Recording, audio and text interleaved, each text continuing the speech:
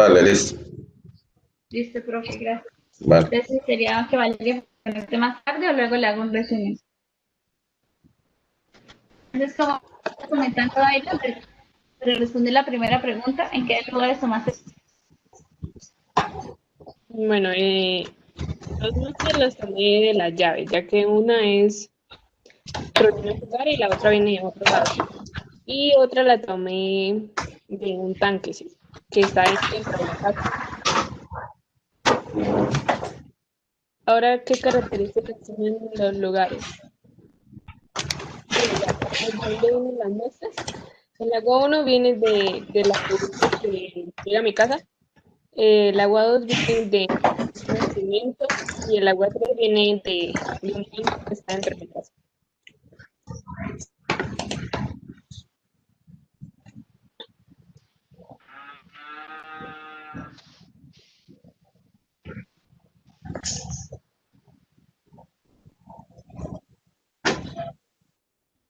Listo, perfecto. Miley, queremos también que participes. Entonces, si quisieras estudiar la calidad del agua de pues, varios sitios que queden cerca de tu casa o en tu casa, ¿qué sitios te gustaría tomar el agua? Por ejemplo, Daire nos cuenta que nos tomó de un balde que estaba en la casa. Yo tomé agua de lluvia.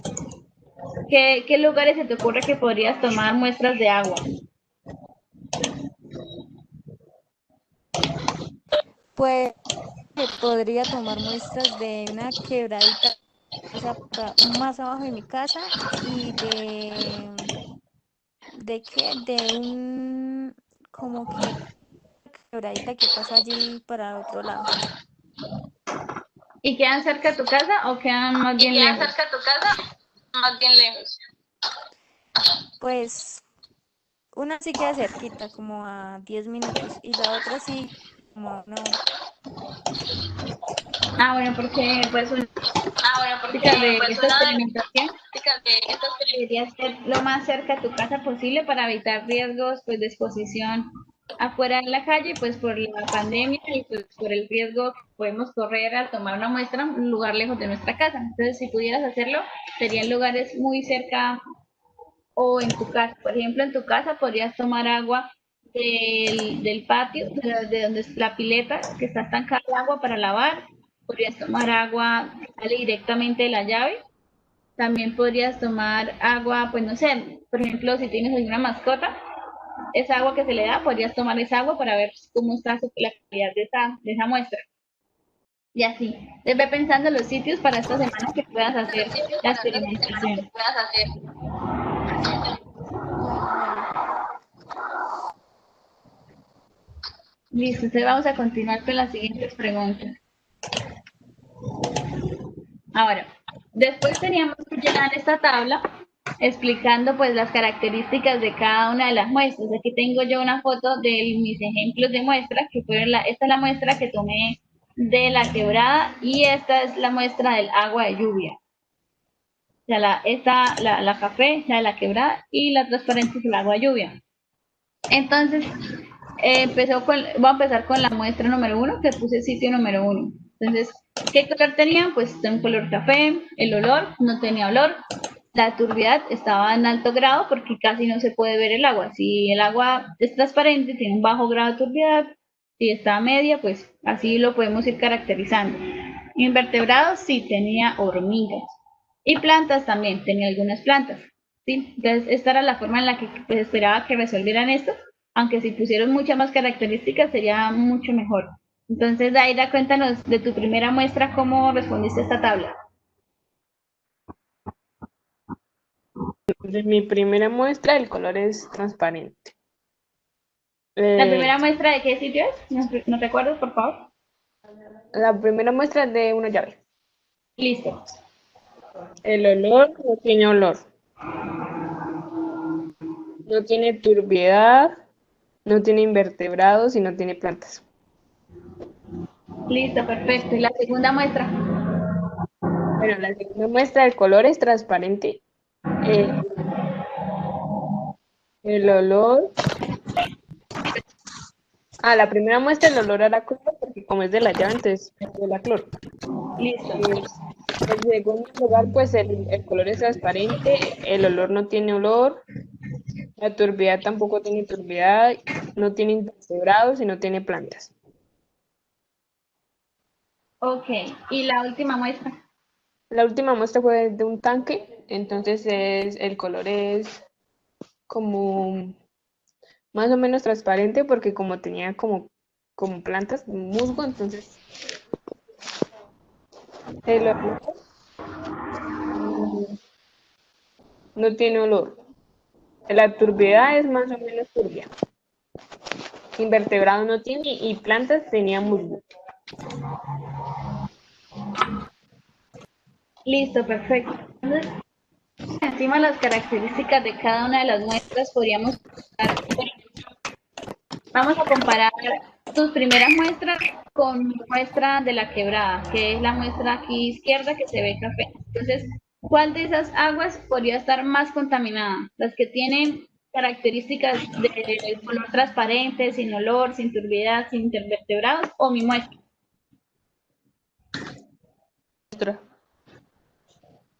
Exacto.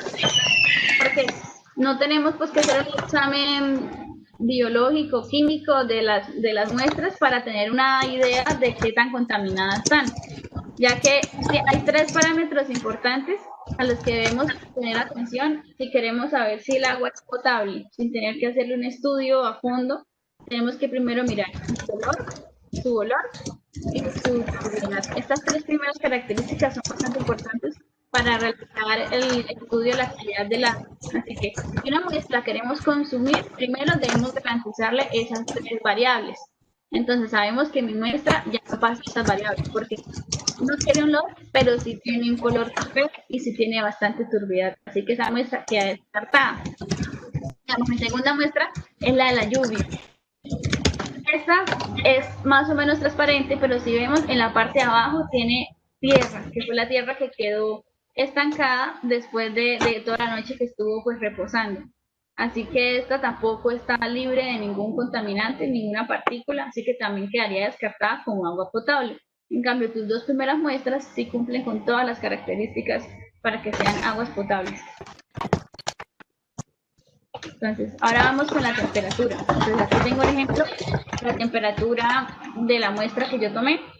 Primero empecé a tomar las temperaturas y vi que iban variando, iba disminuyendo y a veces aumentaba. Por eso es importante tomar varias muestras y luego promediarlas, ya que el sensor pues tiende a variar o se puede ir enfriando la muestra o calentando la muestra, dependiendo pues, de nuestro entorno. Entonces yo tomé aquí esas temperaturas, que todas más o menos están en el mismo rango, y al final muy promedio me dio de 23.29.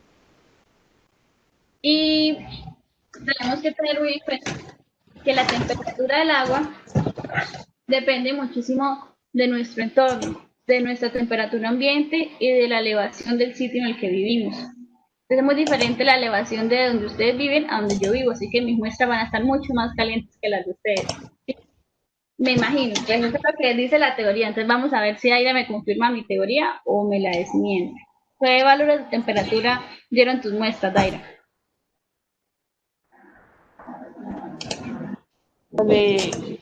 Son 6 muestras, entonces digo la del sitio 1 las 6. ¿Cómo? Digo las 6 muestras del sitio 1. No puedes decirnos, por ejemplo, tres solamente y el promedio. Bueno, entonces del sitio 1, las tres primeras son 18.62 grados centígrados, 18.19 grados centígrados y 18.12 grados centígrados. Y entre todas las muestras del sitio 1, el promedio que me dio fue 12.30 grados centígrados. ¿12? Y súper frío. Y la última muestra, que es la del balde del agua estancada. Las tres primeras fueron de 18 grados centígrados, 18 grados centígrados y 18.06 grados centígrados. Y el promedio de todas las 6 muestras fue de 18.10 grados centígrados. Listo, perfecto. ¿Alguna de ustedes, el profe, sabe a qué elevación está California? principio de California.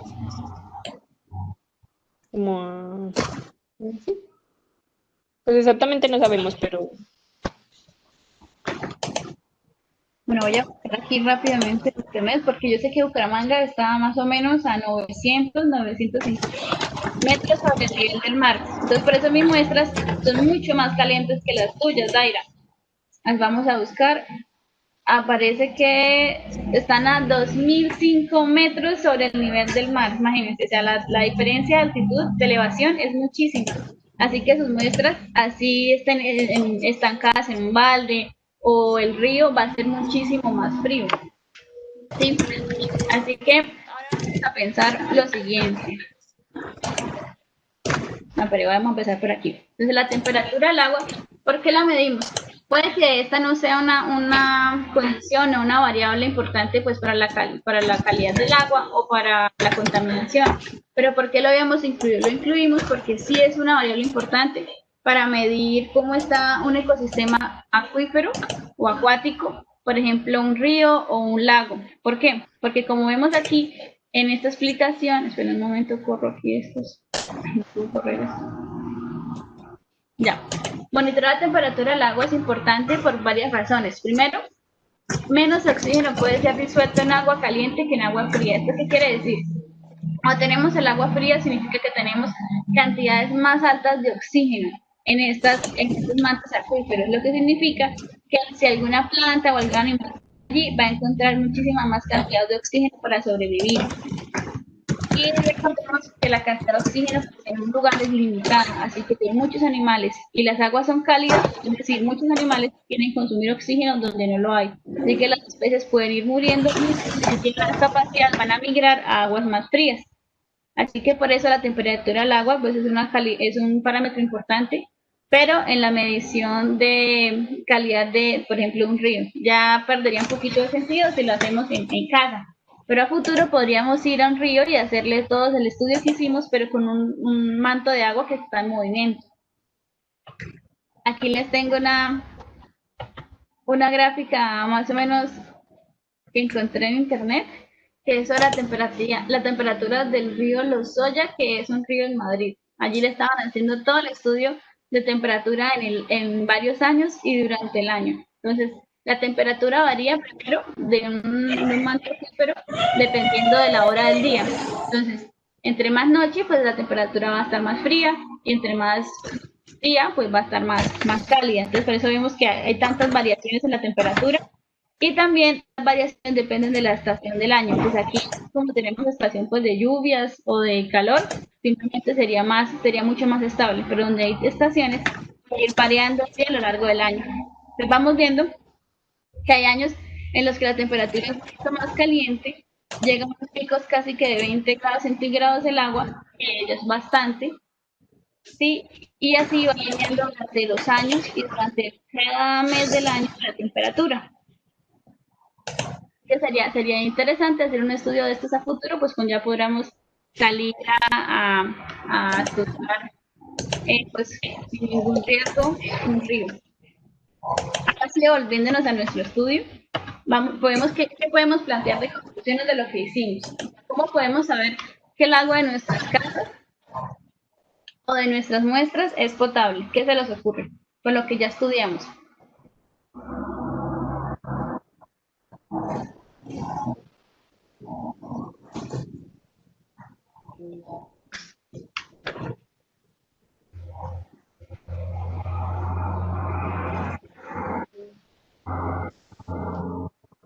sí,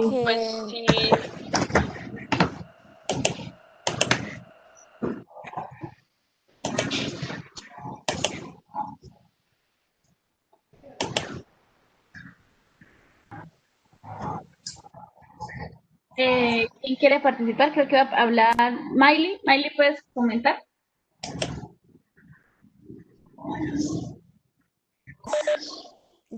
que de pronto por el aspecto que tiene el agua y, o sea, todas las características que le toma el agua, ahí se puede ver si es realmente potable o no.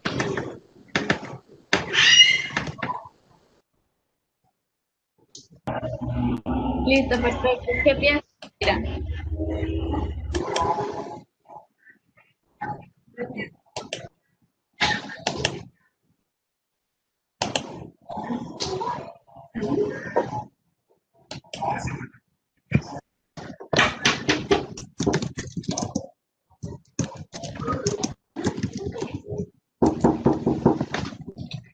Sigue, sigue, mi amor. Sigue, abre. profe Ricardo.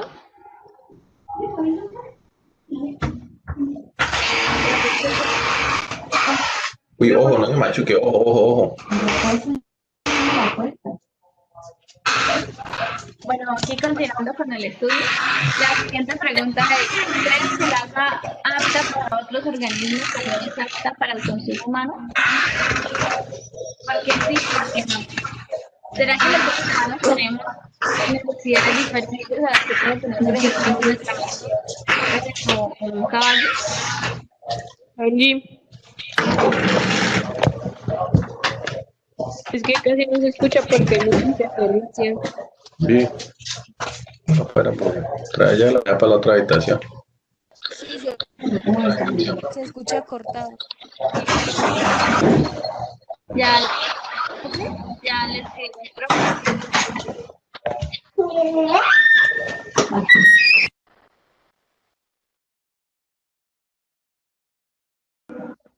Listo, ¿me pueden oír mejor?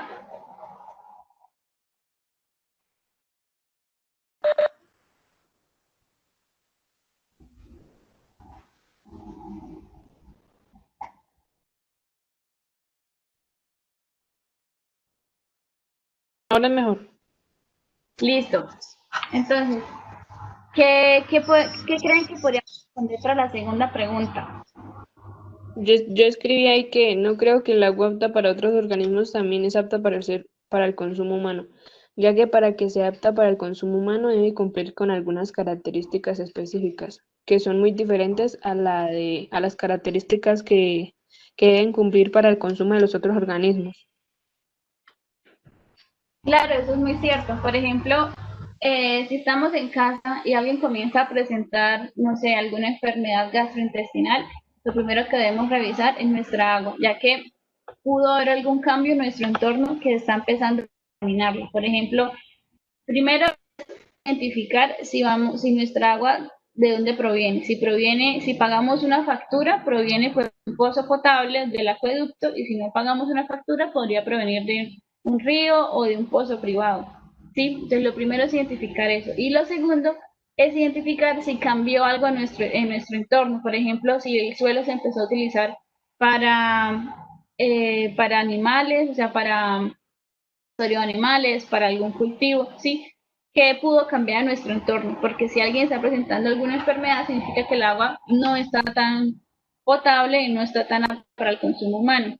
Así que deberíamos empezar a buscar formas de cómo pues corregir este problema. Por ejemplo, una es hervir el agua, otra puede ser mejorarla con cloro. Bueno, hay distintas características que ya podríamos encontrar en internet o alguien especializado en este tema. Pero sí, es cierto lo que nos comenta, el agua que es apta para otros organismos no es apta para el consumo humano. ¿Sí? Listo. Entonces, ahora sí, ya después de pues haber visto estas conclusiones y todos estos temas, podríamos continuar. Esto ya lo mostré. Aquí en esta diapositiva. Quiero que pensemos a futuro, ya que otros usos podríamos darle a los sensores del kit del agua que ya utilizamos. O sea, pensemos en que en la siguiente práctica vamos a utilizar los sensores que no usamos en él. Por ejemplo, el sensor de caudal, el de distancia y el de temperatura ambiente. Pero, ¿qué se les ocurre que con lo que aprendimos hoy podríamos hacer a futuro?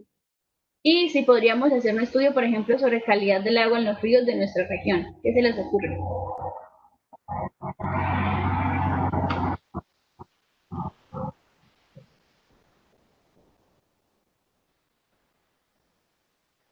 Pues podríamos hacer, por ejemplo, como un estudio por ejemplo, de un agua que está en un sitio determinado, ¿sí? Como para ver cuál es la calidad, cuál es su temperatura, para saber si esa agua, por ejemplo, es apta para el consumo humano.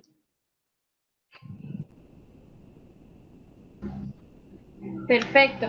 También a mí se me ocurre que podríamos monitorear el agua de un estanque para saber si allí podríamos hacer cultivo de algún pez, algún, no sé, trucha o mojarra o algún tipo de pez. Y conociendo por la temperatura sabríamos si hay bastante oxígeno para que allí se desarrolle bien esta especie y si tiene las condiciones necesarias para que allí sobreviva.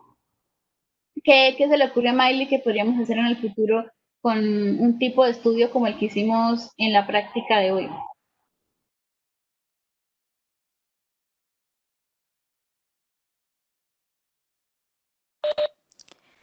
Mm,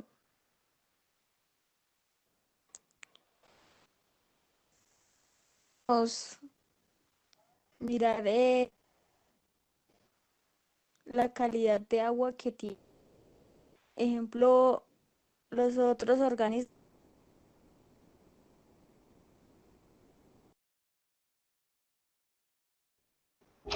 Listo, perfecto. Esas son ideas importantes que las podríamos desarrollar, por ejemplo, el otro año en el semillero.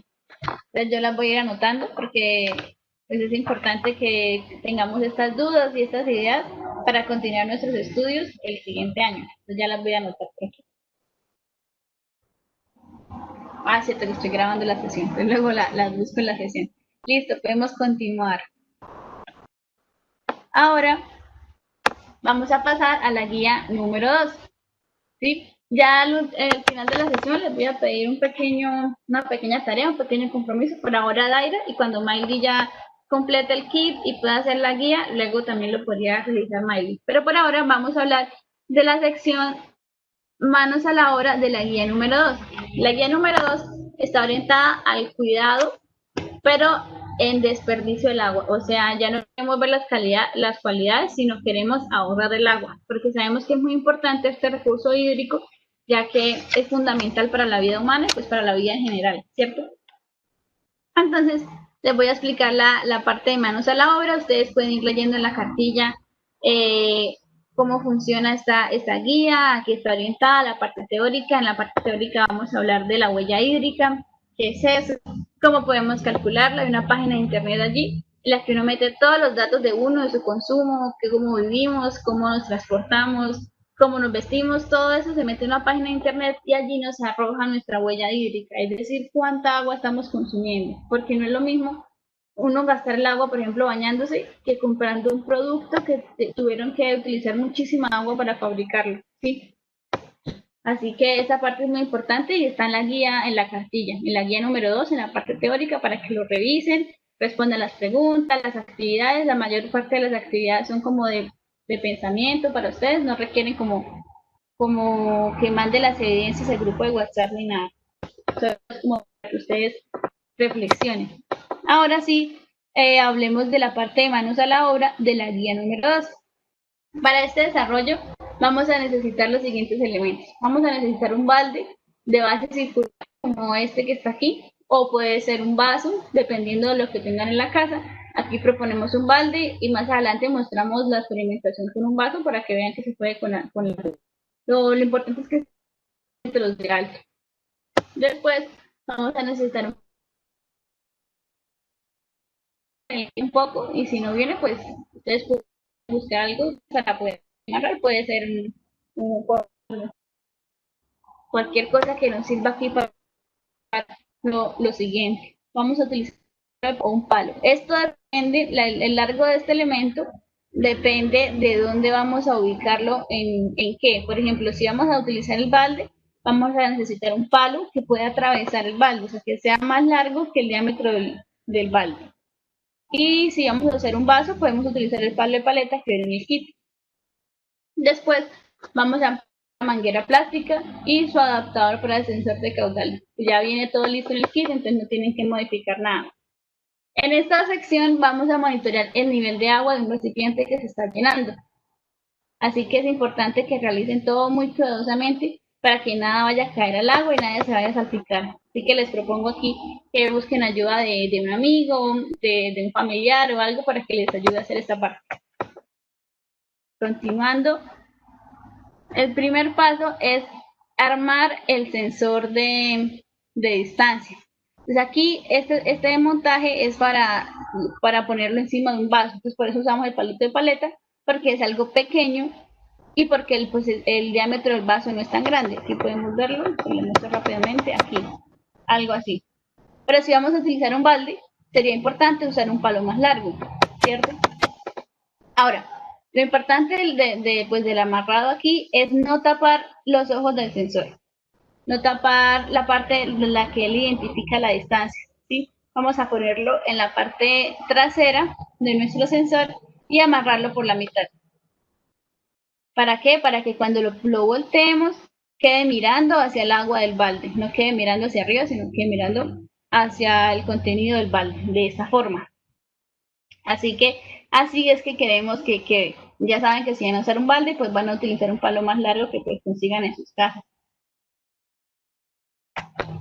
Lo siguiente es ubicar la manguera en la llave, o sea, o el grifo, o lo que quieran ustedes para llenar el balde. Pueden hacerlo con un balde que esté también lleno de agua, con una jarra, bueno, como ustedes se lo vayan a ingeniar. Entonces, el lado que no tiene el adaptador va hacia el balde y el lado de la manguera pues va aquí hacia el grifo. Yo les voy a grabar un video hoy haciendo esta práctica y se los mando al grupo de WhatsApp o se los mando o los subo al grupo de Facebook para que se entienda más, porque yo sé que esta parte puede ser un poquito como confusa, pero no está. Después vamos a ir viendo las mediciones a medida que hacemos las pruebas. Entonces la primera es colocar el sensor de distancia en la parte superior del balde, pero el balde vacío. Entonces este sensor nos va a entregar la altura del balde, ¿sí? Del suelo hasta el sensor nos va a entregar la distancia. El vaso verde que estamos usando acá lo medimos y como dice el sensor, tiene 7 centímetros de altura. Aquí podemos ver la distancia, tiene 7 centímetros. Entonces, a medida que el vaso se va llenando de agua, todavía no hemos abierto la llave, pero pues es como un spoiler de lo que va a pasar. Cuando ya lleno el vaso, no está totalmente lleno, está a unos 4 centímetros, el relé se va a disparar. Va a sonar clic y se va a encender un sensor, un LED, perdón, un bombillito en el relé. Esto me va a indicar que ya se está llenando el balde porque debo cerrar mi llave. Listo. Esta es la parte ya de la experimentación. Entonces, por un lado tenemos el balde llenándose. Aquí pues debería estar el sensor de distancia.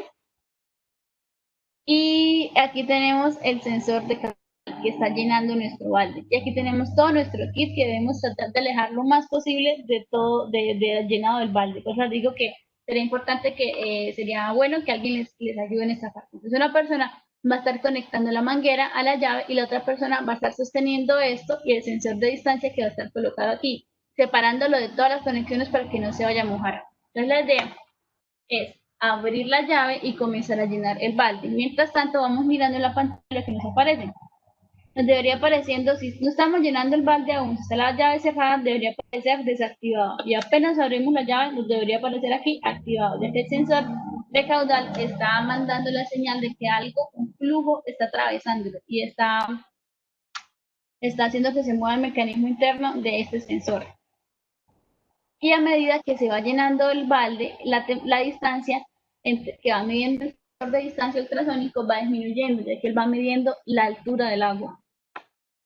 Así que vamos a ir viendo las mediciones hasta que el relé se active, o sea, hasta que llegue a 4 centímetros del sensor. Allí vamos a cerrar la llave y vamos a parar la experimentación. Vamos a ir tomando fotos a medida de toda esta experimentación, fotos de cuando conecten aquí a la manguera la llave, foto de cuando vayamos a empezar a llenar nuestro balde. Bueno, vamos a tomar nuestras fotos para ir registrando todo. Entonces, en este paso es importante no salpicar nada, no mojar nada, porque no todos los sensores pueden mojarse. Y que el agua que salga de la manguera siempre quede dentro de la manguera, ya que el sensor, si cae aquí agua en los cables, podría dañarse, podría tener un cortocircuito y dañar nuestro equipo. Así que hay que ser muy cuidadosos en esa parte. Como les digo, hoy les subo el video para que ustedes puedan ver esta experimentación mucho más fácil. Ahora, aquí lo que les contaba, cuando está pasando el agua, nuestro sensor va a decir activado. Y cuando no está pasando el agua, nuestro sensor va a decir desactivado.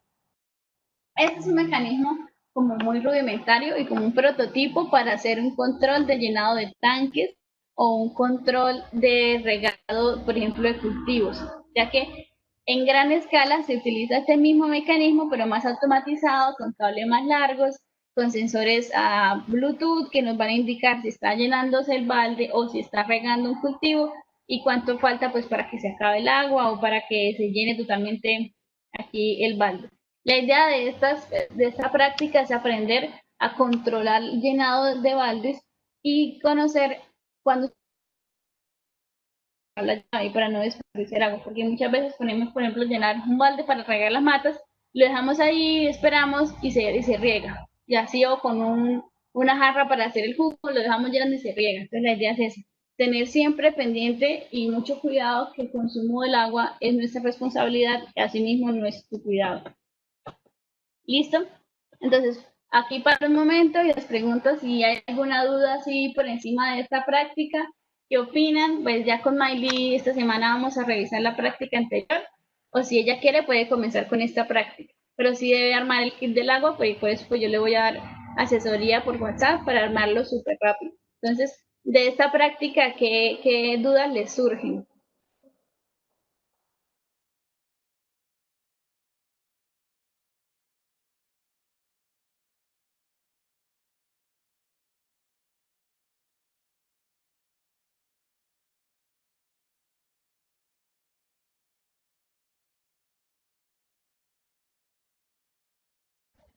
¿Todo está súper claro?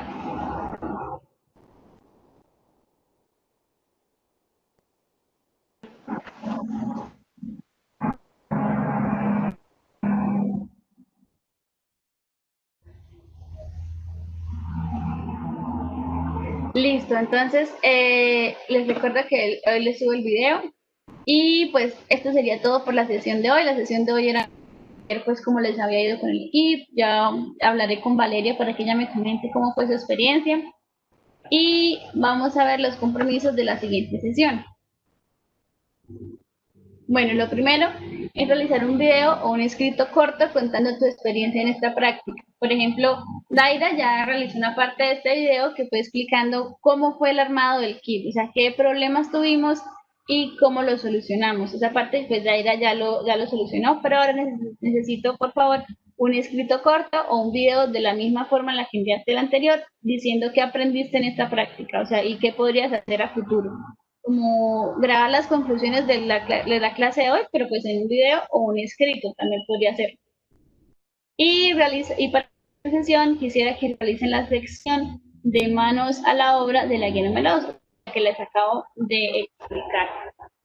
¿Ok? Entonces, pues esta sería la clase de hoy. Hoy fue corta porque pues sé que estoy formando el kit, bueno, Daira en este caso, y pues si quieren pueden hacer más experimentaciones, tomar más mediciones de agua, más de temperatura, bueno, seguir explorando.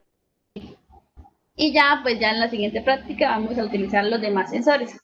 Así que, ¿alguna pregunta, algo que quieran estar, Daira? Miley.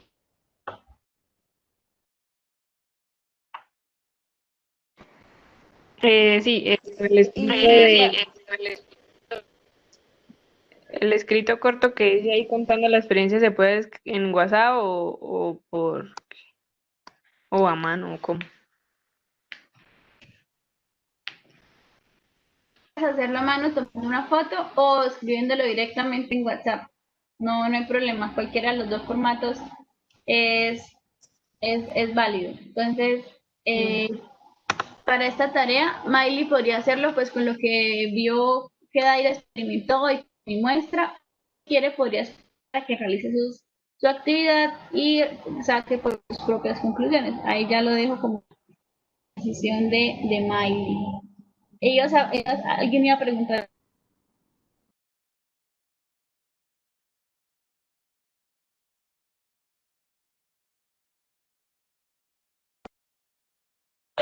y yo cómo hago para poder armar lo que, bueno, para medir eso, lo de la calidad del agua.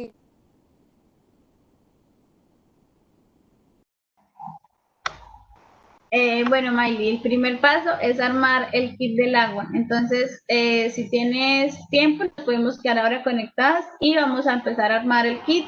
O pues en el transcurso de la semana podemos armar el kit. En realidad es súper sencillo, sacar todos los elementos, identificar cada pin y los cables de conexiones y ya. O sea, yo creo que nos demoramos por ahí máximo una hora o media hora.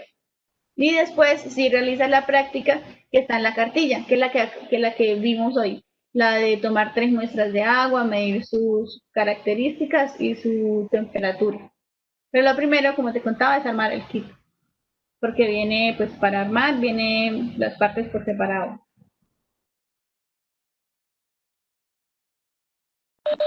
Bueno, vale.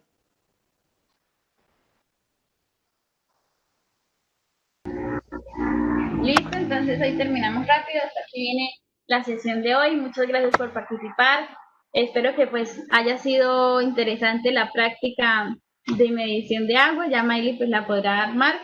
Y nos vemos el siguiente lunes para hacer las conclusiones de la práctica número 2, llamada Yo también puedo ahorrar agua. Si ven que se les dificulta en algo en el camino, pues damos otra semana y en la siguiente práctica, en la siguiente sesión, revisamos más a fondo cómo realizar esta experimentación.